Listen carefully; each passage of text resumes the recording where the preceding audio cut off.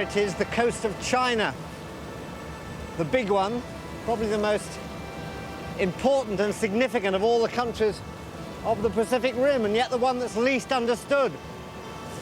But we've got to try and understand it, because if forecasts are right, within the next 25 years, China is going to have the most powerful economy in the world. Yeah, I still have that feeling, probably partly because of its recent history, feeling of apprehension about traveling in China, a vague whiff of difficulty and discomfort. But I'm also deeply fascinated and looking forward to getting there. Slipping into China through the port of Qingdao is like coming in through the back door.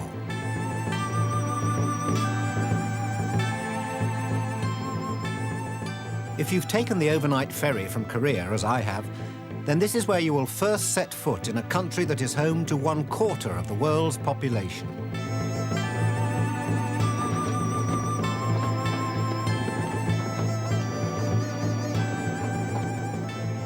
The first surprise is how big the place is. Qingdao has grown from a seaside resort to a city the size of London in just 20 years. And there are no signs of it stopping there. The second surprise is the welcome guest house, which turns out to be a Bavarian castle.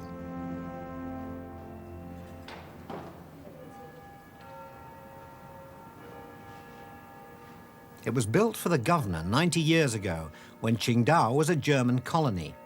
The spirit of Wagner lingers in the woodwork, and the Chinese seem to rather like it. Communist leaders were especially keen if the wall plaques are anything to go by. When Mao Zedong wanted to get away to the seaside, this is where he came, and this is the room he stayed in. It's just this, is it? Thank you very much.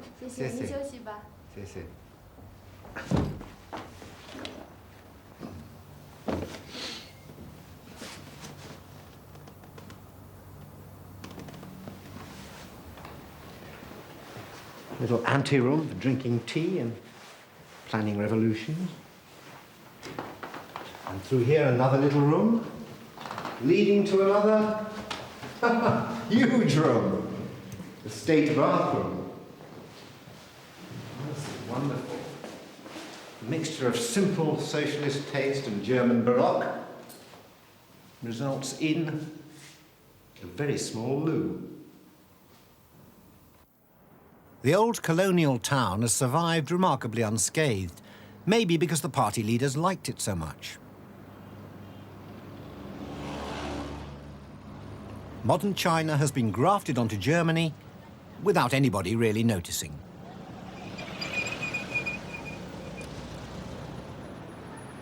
As soon as I've unpacked, I take a walk to get my first feel of life on Chinese streets. That's interesting. Blood donors, organ donors. The sign doesn't help much, but the sign language tells me that mass massage is on offer. Yeah. 我学英文。我明白。Every single masseur turns out to be blind. Yeah? Take my coat off. Do you speak any English? Do you speak any English? It's not really, communication isn't really necessary. Does it through the fingers. It's like it's stronger all the time. Pressure's up. Your wall collapse on you. Oh, that's nice. That's better. That's better. Oh.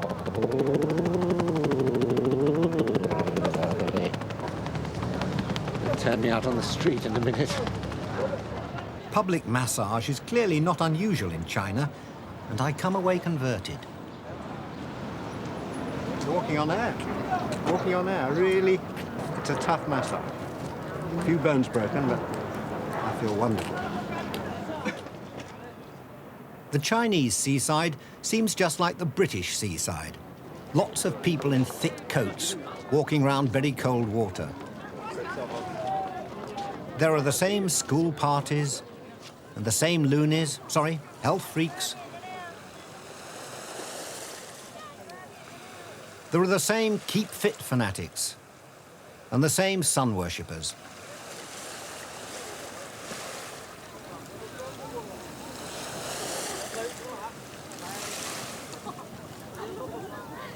Being photographed seems to be a passion in China, and one that an old ham like myself can hardly resist.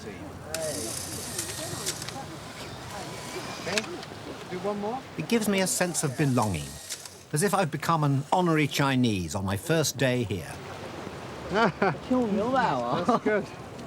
You like this? Good? Yeah. Very nice. Back at the guest house, there is only one possible book at bedtime. Quotations from Chairman Mao Zedong. Suitable reading for the man who once slept here. The socialist system will eventually replace the capitalist system. This is an objective law, independent of man's will. However much the reactionaries try to hold back the wheel of history, sooner or later revolution will take place and will inevitably triumph. It's a dream, really.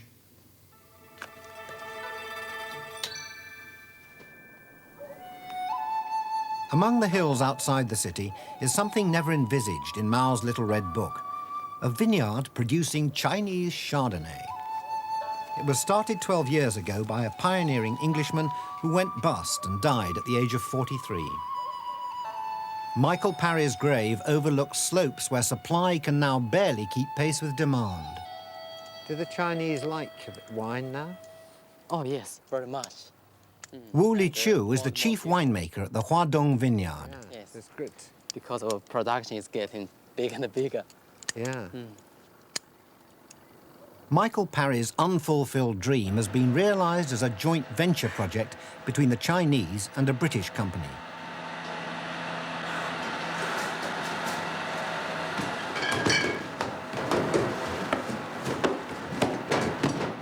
Huadong is being modernized, but the labels still go on by hand, and some of the departments remain defiantly labor-intensive.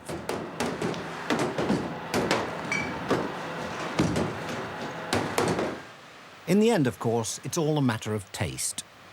A magic moment. Let's start from Wu Riesling. Liqiu. On an afternoon when we certainly didn't need to chill the wines, Wu Liqiu poured me some of his favorites. Well, it's a nice colour. Yep. Pale and Chinese Riesling. Here we Yes, go. yes. Yep. Kind of. Kind of. Appley? Yeah, appley. Yeah. Like green apple. Yeah. Well, should we break the ice? Taste it?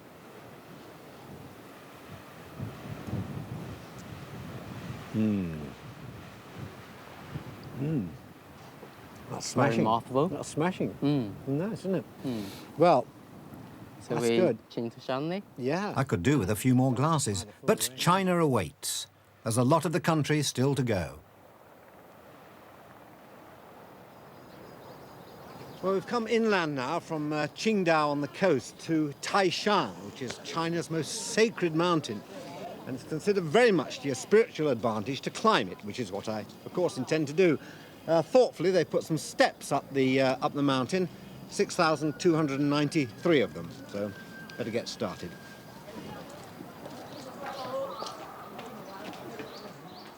The Chinese believe that if you can climb the exalted mountain, you'll live to be 100. Pension fund managers will be pretty impressed by the turnout today.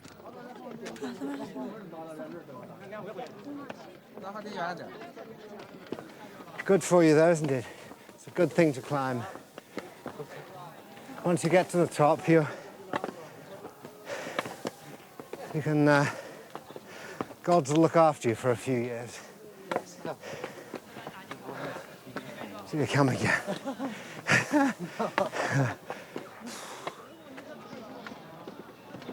The stamina of the pilgrims is impressive. Taishan Mountain is 5,000 feet high, and well before the top, we're in amongst unmelted snow. I've lost count now, but I think it's about 200, about one.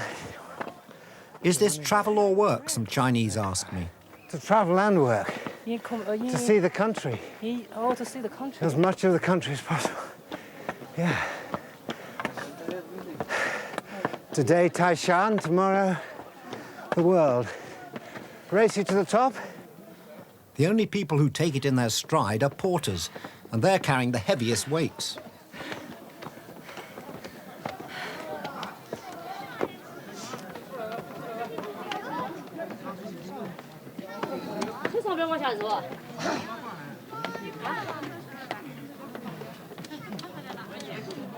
Taishan Mountain has great meaning for all Chinese. The Taoists believe life begins where the sun rises, so this, the most easterly mountain in China, is the most sacred. Even Chairman Mao struggled up here. At last, after 2.5 hours, I reach the southern gate of heaven.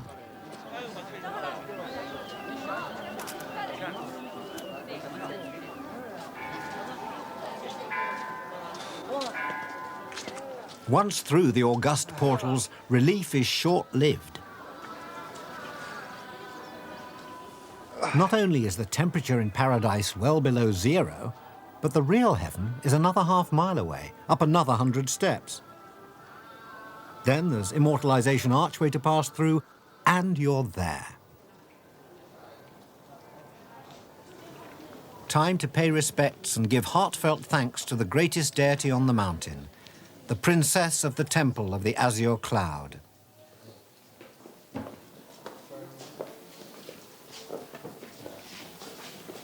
Thank you very much. Very nice mountain.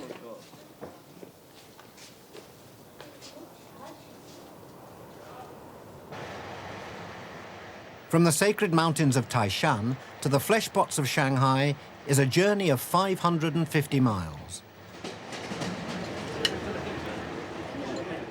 For a communist country, China's trains have always been conspicuously class-conscious. Now the difference between hard and soft class seems to be widening. Hello. Hello. Taking pictures of all Chinese eating breakfast. In today's China, wealth, it seems, can be flaunted without risk. As Deng Xiaoping himself said, to be rich is glorious. It's not rice. Those are rice. Oh. I'm invited to share a table with a businessman who honed his skills in Canada and is now one of Shanghai's many new entrepreneurs. I was here 8 years ago, and it seems to be changing a lot. Do you find it's changed? Yeah, for the last 10 years, it's changed a lot. Yeah. But mostly in these major cities, and especially along the coast, like along Hong Kong border, Shenzhen is the city changed the most. For the last 3 years, Shanghai and changed a lot. Do you find there are any problems running a business in China that you wouldn't have elsewhere?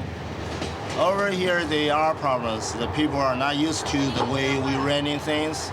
They've been working for the communist kind of way for the last 40 years. But they're learning.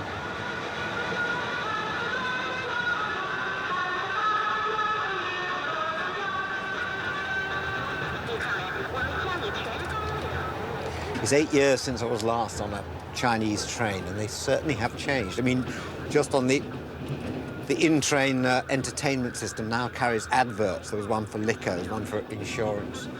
The buffet I had for breakfast this morning, I mean, very international, the uniforms, the general standard, the look of the train. It's all much more up-to-date, I suppose one would say. It's almost more Western, and I just remember it used to be a bit livelier, a bit less predictable. I wonder if this is just one face of modern China.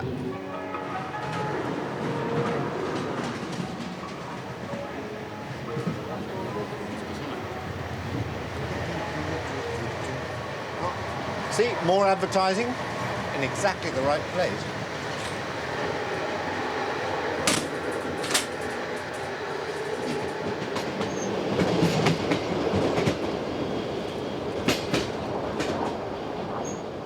We're sucked into Shanghai by mile after mile of new apartment blocks. They're being built to house all those millions of Chinese who Chairman Mao once exhorted to work the countryside. They're now urged by his successors to seek their fortune in the city. Outside the station, I step into a great stew of cars, crowds and commerce. Overwhelming but exciting.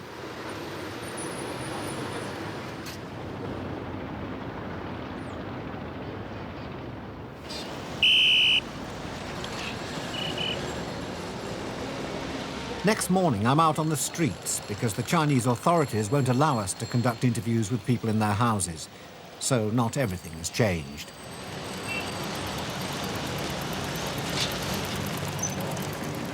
The sheer number of bicycles in Shanghai provides a collective security. It's the cyclist who's boss, not the car. But I wonder for how long.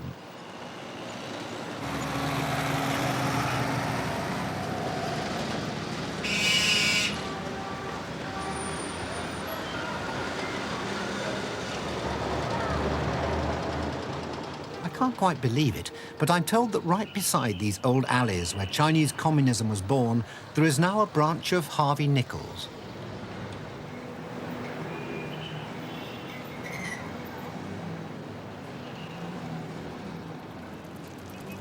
And it's true. London, New York and Paris are all represented here. Even Savile Row has come to Shanghai.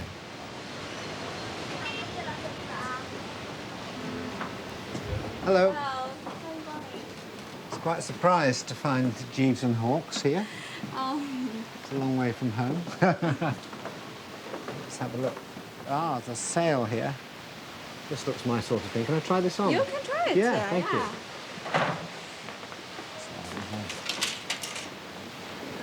I never get a chance to go to Jeeves and Hawkes in London, so I think I'll go to Jeeves and Hawkes in Shanghai. Thank you.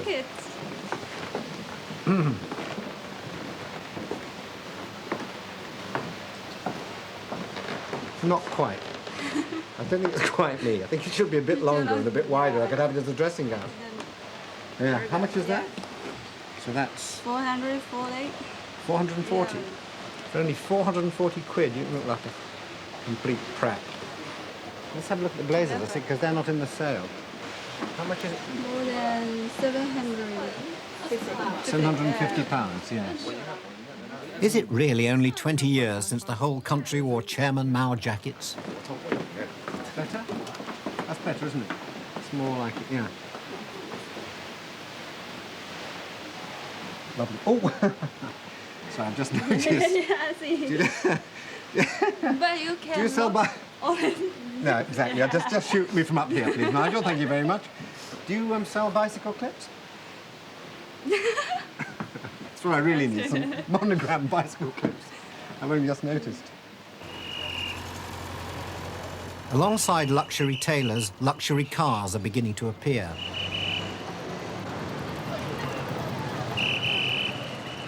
At this speed of change, I wonder how long Shanghai's bicycle repairmen will be able to survive. Good. That's fine. Thank you. Is that enough? Oh. Really? You want that? Bargain. Jitty. It's all right. I'm doing it too. Nice to do business with you. Thanks. Just as you're in danger of thinking you understand China, you come across something like this.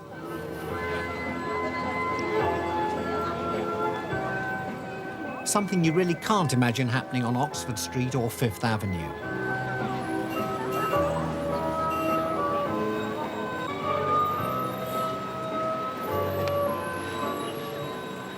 The Chinese love ballroom dancing, and if they can't find a ballroom, they'll do it anywhere. And anyone can join in. You don't have to be Fred Astaire. It's all coming back to me now. I gave all this up for rock and roll. Only had 2 lessons. You don't even need to speak the same language. You just have to be dressed properly.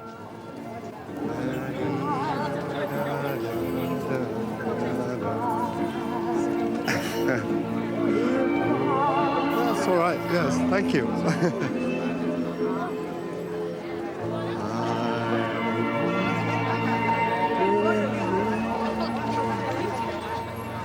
Thank you. Good morning. You are all from London or Cambridge or Oxford? He's from Bristol, Ealing. 人登了上来了，晕过来了。 If I want to get to the Bund, which direction do I Yeah, go? go eastward, then you can get to the Bund. Go eastward. Yes. Where did you learn to speak English? I'm a St. John's graduate. You see, St. John's is sponsored by the Americans. Oh, Just right. before the war, before the Liberation War. What did you do during the time we call the Cultural Revolution? What were you doing here in Shanghai? Oh, I'm very sorry. You see, I'm graduate from St. John's, and that would be very troublesome. What? Oh, I see, to talk about it. Yes? So you would not have been, 20 years ago, you would not have been allowed to talk to me. Sure. Ah. If I Hello. talk to them, I'm something wrong. I must be a rebel. What? Yeah, something will be wrong. Yeah, that's okay. right. Oh, but now it's different now, is it? Mm-hmm. There's a couple of chaps coming around there in police uniforms, Yes. looking a bit uncertain. They What will do you interfere, think? but nowadays the doesn't matter. They can't interfere. You see, we can talk freely. Yeah, yeah. I get the impression that my new friend is someone I still shouldn't be talking to. I make a quick exit and follow his directions to the banks of the Huangpu River. Well, this area behind me now is the Bund, which is the old 1920s and 30s financial and economic heart of Shanghai. And even 8 years ago, when I was last here, this was still the center. But in the last 5 years, a truly staggering construction project has now changed all that. And the new face of Shanghai is going to be over here on what was...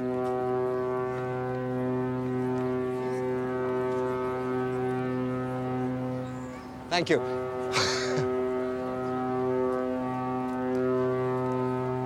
Shouldn't have had the prunes.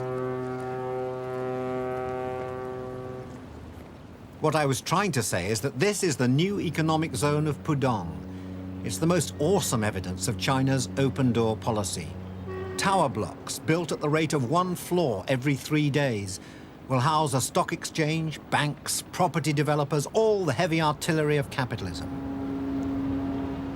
It may be capitalism without democracy, but there is surely no going back to the stern certainties of old-style communism.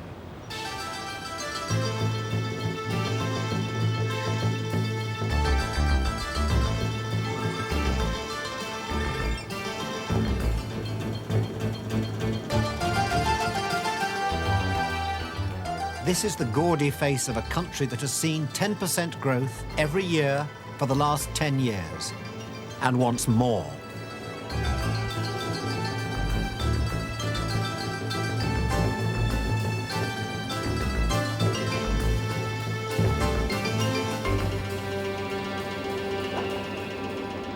Later that night, I catch the midnight express out of Shanghai.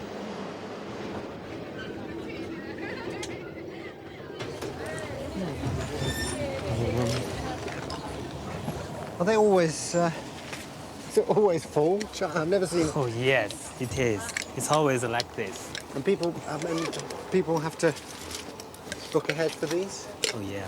Yeah. How many people? Thousands on these trains, I suppose. Oh yeah. You never see the hot seats. If you see that, Yeah. fully That's packed. further down there, but they just sit and they sleep on those hard seats for days. I mean, how long would a train like this take to get from down south to Beijing, say? Oh, it will take probably 3 days. Hard class haven't got beds. Oh yeah. Right. Well, but we have. Whoops.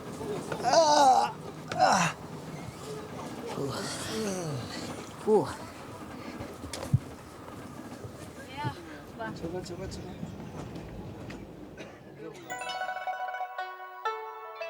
Our destination is Vietnam, but we're taking an inland route, traveling due west from Shanghai and following the Yangtze River into the heart of China. It's the third longest river in the world, only a fraction shorter than the Amazon and the Nile. Upstream from the city of Yichang, it enters a series of gorges which cut through mountains so steep and impassable that the river is still the only way through. The Yangtze is a dangerous river. Attempts have been made to control its mighty, unpredictable flow. The lock at Gerju is one of them. Before it was built, boats had to battle their way through rapids, whirlpools, and fierce currents.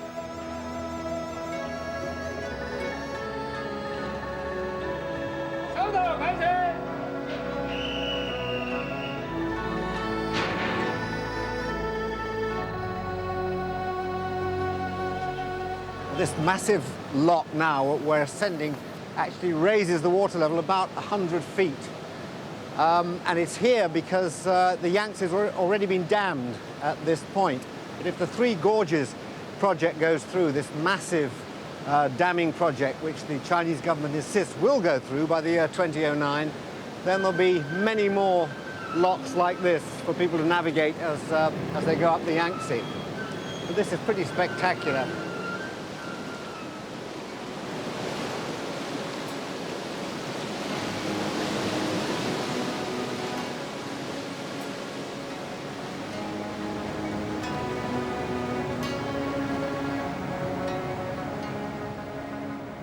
Once through the lock, we enter Jiling, the first of the three great Yangtze gorges.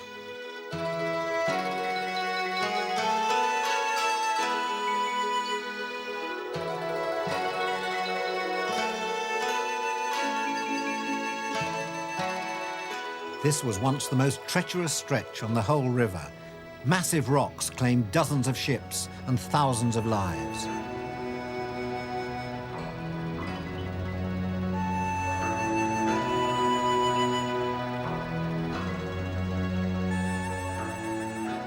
The busy river sweeps by between limestone formations to which the Chinese have given names like Yellow Cat Gorge, Lantern Shadow Gorge, and Ox Liver and Horse Lungs Gorge.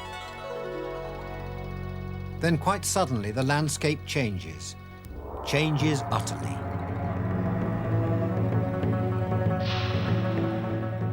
From the middle of the Chinese countryside rises the biggest construction site in the world. Over the next 15 years, a gigantic wall, 600 feet high and 1¼ miles long, will rise from these foundations. It will cost $20 billion. Well,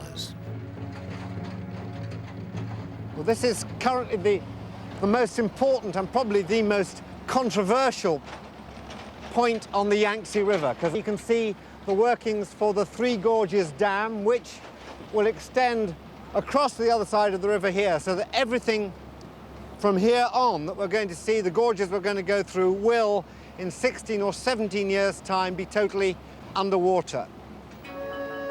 The homes of over 1 million people will disappear beneath a lake 370 miles long. The project promises safe navigation, cheap electricity, and an end to devastating floods. The cost will be the loss of all this.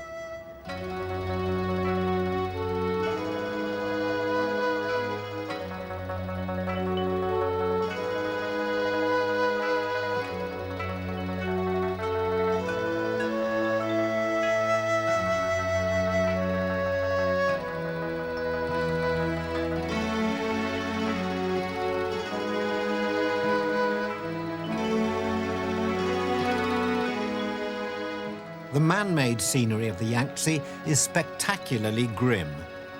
Ancient power stations belch fumes. A permanent smell of sulfur hangs in the air. These towns look doomed. Why change anything when in a few years all this will be engulfed?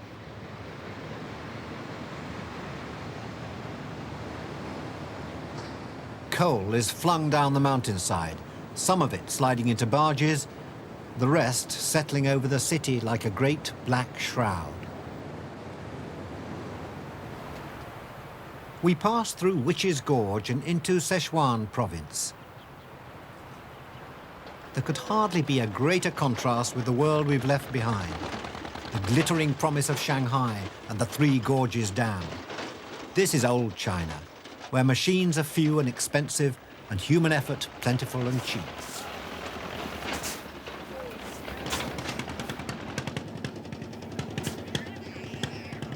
Men and women form a conveyor belt to the coal barges.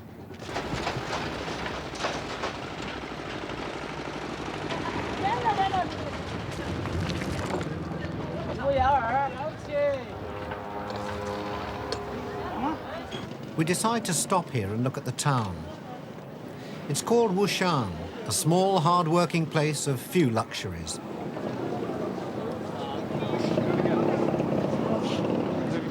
Life on Main Street reflects basic needs, food and warmth for the coming winter.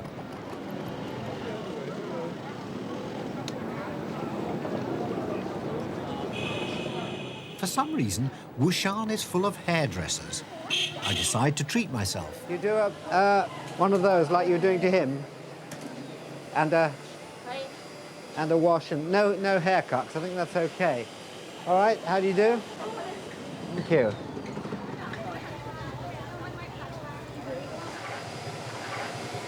This is a monk's hair wash. So just do the bit in the middle. Thank you.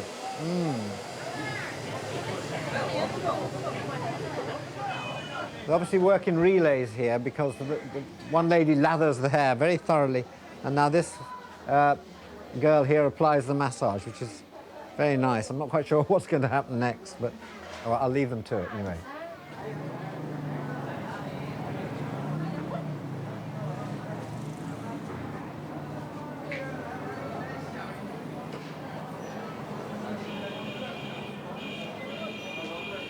I don't think this happens very often in a town like Wushan, judging by the audience.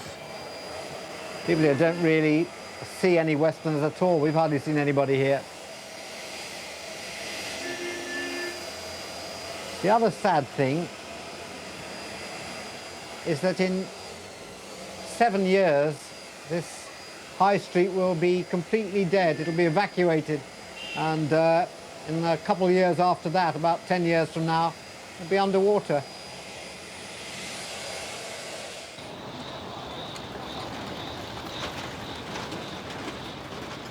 Every porter in town has turned out to help us leave. It's a fixed fee. The fewer the porters, the more money they share.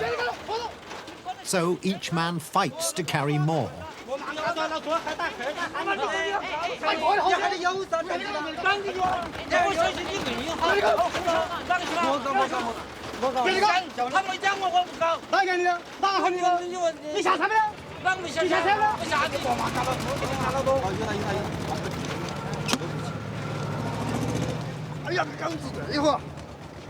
Believe it or not, these are the lucky ones.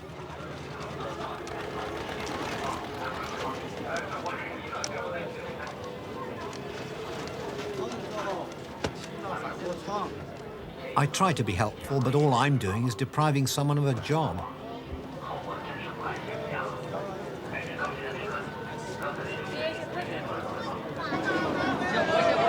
Separated from the rest of China by a ring of mountains, Sichuan is home to 100 million people. For many of them, the Yangtze is not only the lifeblood, but the great highway.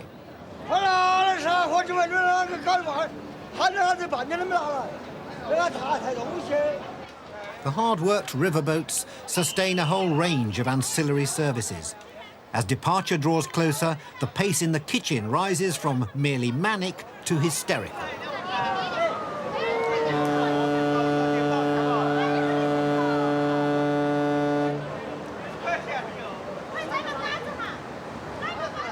Chinese takeaway is given a whole new meaning.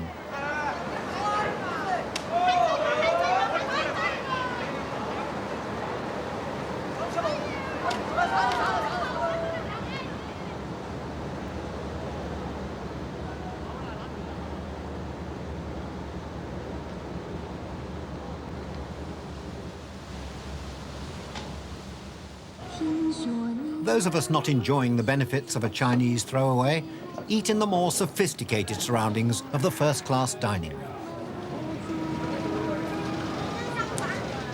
We're deep inside China now, and I'm aware, not uncomfortably, that we're the only non-Chinese on the boat.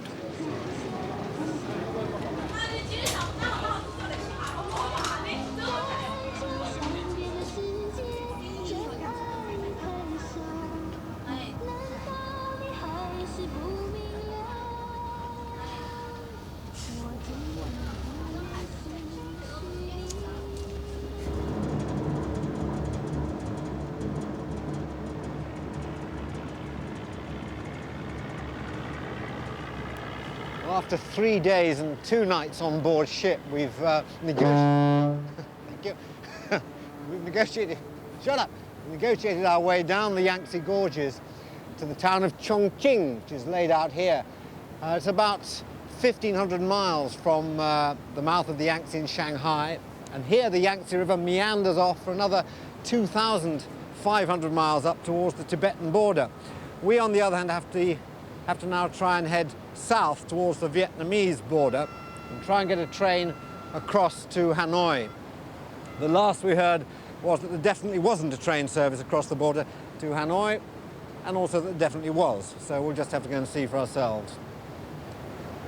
But this might have been the easy bit. At first sight, Chongqing looks as romantic as all the other cities of the Yangtze. The difference is its size.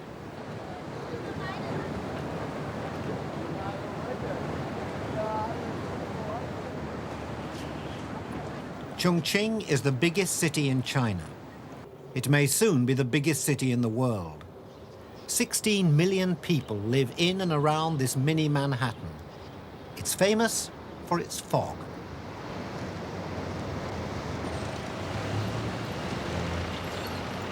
In the morning, I set out for a lunch date. Steps climb steeply from the river.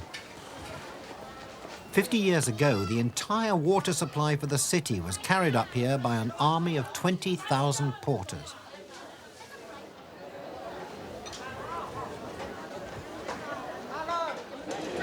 Okay, so if you choose anything, a local speciality.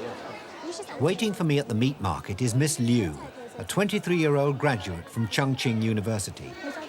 She's one of a new generation of Chinese who can barely remember hardline communism and the Cultural Revolution. So, Miss Liu, the meat that's hanging up here, that is the menu, is it? That's where the food we're going to eat comes from? Yeah. So what have we got? What's this we're starting with? I think this is the steamed meat. Steamed meat? The pork. Pork meat, yeah. Mm-hmm. Have a try a bit? Try a bit of steamed pork. How about it? I knew it was good actually before I ate it for some reason. We've come from sort of into China through Korea, and we spent some time in Shanghai. Does it worry you that as people get richer, they get more selfish, less community-minded? I mean, when Mao's idea was that China should be built on the peasantry who shared everything. Yeah. Now everyone's getting rich, they have their mobile phones. Do you think this is a change for the worse? I think so, to some extent. Because I've learned that before the Cultural Revolution in China, the people live more closely to each other. They talk to each other very friendly. But nowadays, I don't think so. Do you have an image of a life in Great Britain? I mean, like London, where I come from. Someone said they were very preserved. Reserved, yes.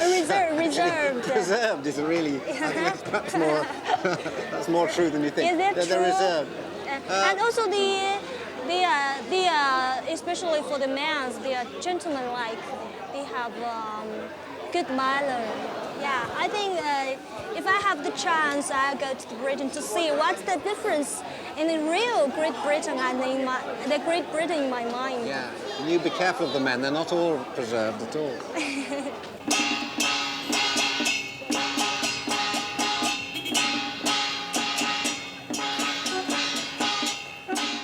Not the local football supporters, but retired people exercising communally in the socialist manner.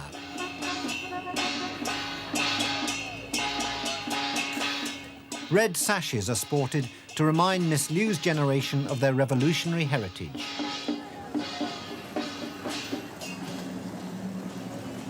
Time to leave Chongqing.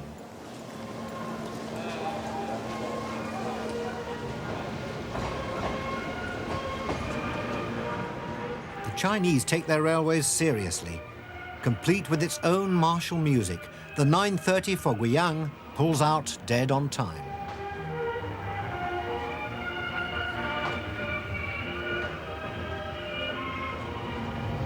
south of Chongqing now, still running beside the Yangtze. About another half hour or so, still the main artery of China.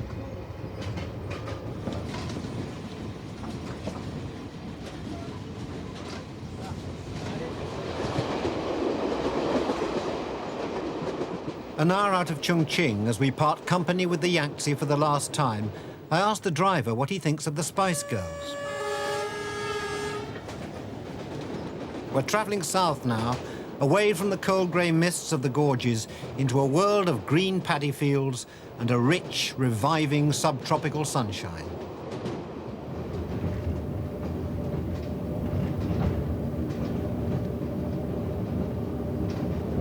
The railway slices across a high limestone plateau and into Guizhou province. Its construction, a mere 30 years ago, was vital in opening up this remote region. But even so, Guizhou remained closed to foreigners until the 1980s.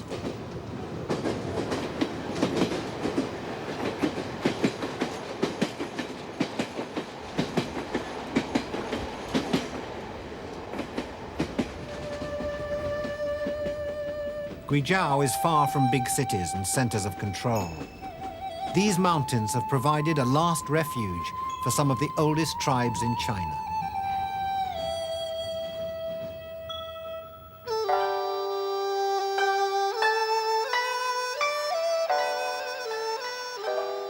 My guide, Shengwan, or Priscilla as she prefers me to call her, is taking me to a market deep in the mountains. This is where the Miao people live.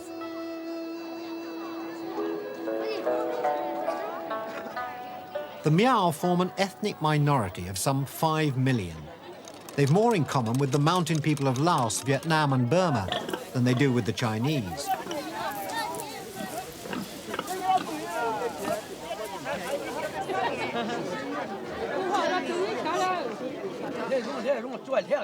During the Cultural Revolution, they had to conform.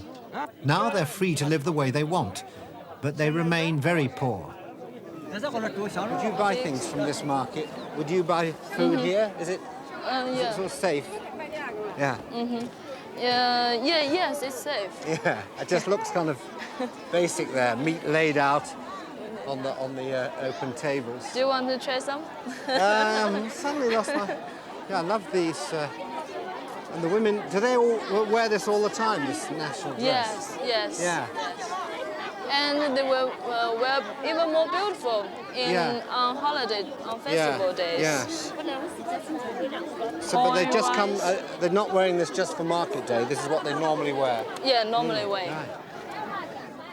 These days, the Miao are actively encouraged to celebrate their own culture. The Chinese have set up a minorities ministry to make sure that they do.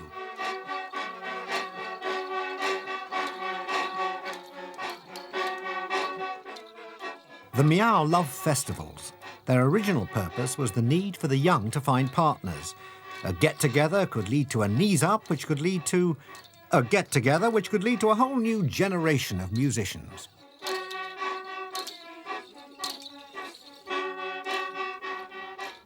Driven out of the rich lowland plains by the Chinese, the Miao have had to make a living from a magnificent landscape, but very poor soil.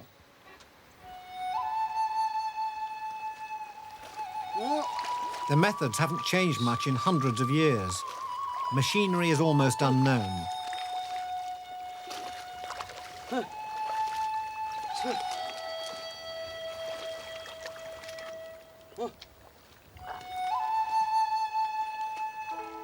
Their tractors are water buffalo, and their seed drills are women and children.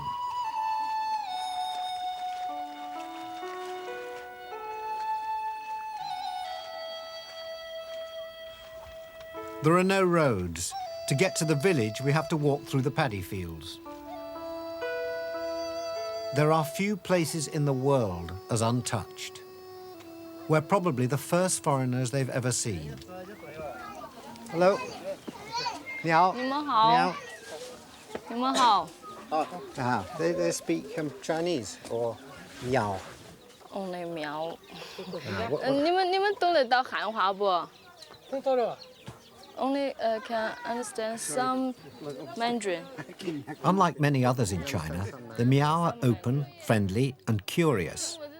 I asked Priscilla if we can see in the house. 屋子里头就可以坐一下，可不可以？哎，yes yes All right, we can have a look in. Welcome. Thank you. 那就可以看哈。 Let's go in, shall we? There we are, barging in while you're having your lunch. Is this Yeah. Do they have big meal in the middle of the day and then go back to work? 你们是中午这样子吃一顿，吃这么多菜，然后再回去，天天都工作，是不是啊？天天都干活。Yeah. Yes, yes. Can you ask him if he ever seen foreigners before? Ever seen people from the West? 你们以前看到过外国人没得？像他这样外国人没得嘎？以前。哎，以前像他这样的外国人在这里 ，no. What do we look like to them? Quite different, quite strange, quite different. How? Why? What do we? With big nose, they say. Big noses? Yeah, they say with big nose. That's just me. Not everybody has noses as big as this.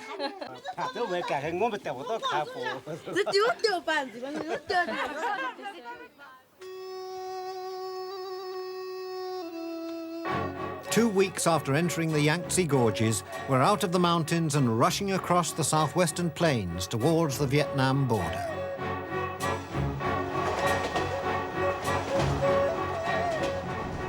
Well, almost to the border. It turns out there is no rail connection to Hanoi after all. We must leave our train and carry on by bus.